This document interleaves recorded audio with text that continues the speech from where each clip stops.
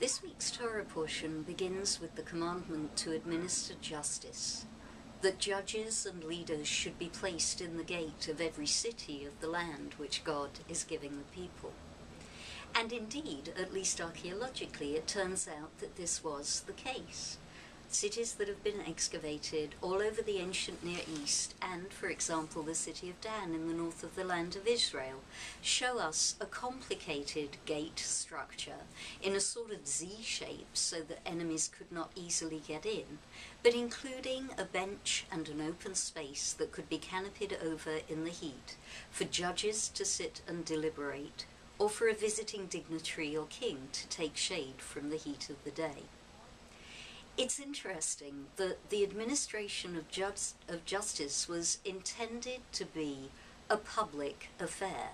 One can imagine the court in session and people passing by, being drawn in to the exchange of evidence, the nature of the case, and while not actively participating in the administration of justice, at least observing and noticing how the process was conducted, what the result was, and what was going on.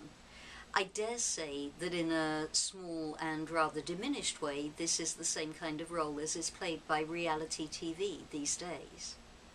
But the administration of justice in biblical times has two important lessons for us today, I think. The first is that justice should be transparent. It's not a process that is to be hidden away. There's no in-camera or judges in chambers mentioned in the Torah. Instead, justice is a public commodity, freely available to the population. And the second lesson is that the character of the gate, as it were, sets the tone for that of the city. The gate and the administration of justice, the exchange of people that took place there, is a microcosm of the city itself, not, as we would think today, the downtown or the heart of the city, but the fringe of the city, the first thing that you encounter when you come in. And so we're left with the question, do our gates accurately represent us?